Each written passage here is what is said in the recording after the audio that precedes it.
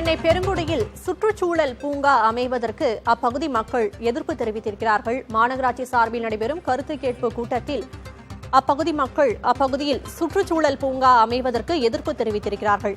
அதிக அளவில் மரங்களை வளர்த்து குப்பை கிடங்கின் பாதிப்பை குறைக்க சென்னை மாநகராட்சி நடவடிக்கை எடுக்கும் பொருட்டு பெருங்குடி பகுதியில் சுற்றுச்சூழல் பூங்கா அமைக்க திட்டமிட்டிருக்கிறது.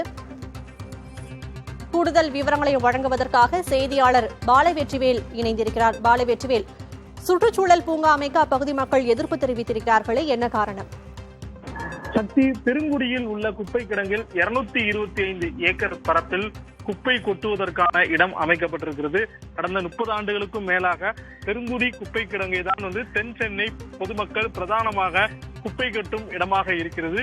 இதன் காரணமாக அதனுடைய அனைத்து பகுதிகளும் நிரம்பியுள்ளது. மேலும் பள்ளிக்கரணை சதுப்பு நிலத்தில் உள்ளே அமைந்திருப்பதன் காரணமாக அதில் சுற்றுச்சூழல் பாதிப்பு ஏற்படுவதாகவும் தொடர்ச்சியாக புகார் எழுந்திருந்தது.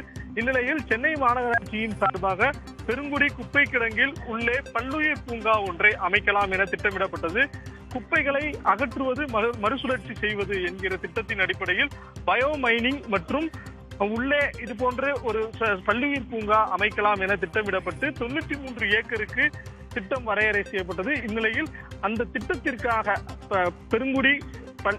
பெருங்குடி குப்பை கிடங்கில் உள்ளே பல்லுயிர் பூங்கா அமைப்பதற்கான கருத்து கேட்பு கூட்டம் பெருங்குடியில் உள்ள மாநகராட்சி கட்டிடத்தில் தற்போது நடைபெற்று வருகிறது.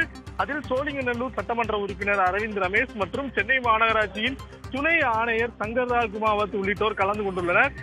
இந்த திட்டத்திற்கு ஆரம்பத்தில் இருந்தே பெருங்குடி, பள்ளிக்கரணை, வேளச்சேரி, மடிப்பாக்கத்தை சேர்ந்த குடியிருப்போர் சங்கம் எதிர்ப்பு தெரிவித்துள்ளனர். இந்த திட்டத்திற்கான மொத்த திட்ட அறிக்கை, அதாவது DPR எனப்படும் திட்ட அறிக்கை தயாரித்து விட்டதாக மாநகராட்சி அதிகாரிகள் தெரிவித்த போது அதற்கு இங்கு வந்திருந்த பொதுமக்கள் மற்றும் குடியிருப்பு நல சங்கத்தினர் கடும் எதிர்ப்பு தெரிவித்துள்ளனர். குறிப்பாக சென்னை பெருவெள்ளத்தின் போது பள்ளிக்கரணை சதுப்பு நிலம் சரியாக தூர்வாரப்படாததன் காரணமாகவும் வடிகால் வசதி மேம்படுத்தாததன் காரணமாகவும் தான் மிகப்பெரிய வெள்ளத்தை எங்கள் பகுதி சந்தித்தது.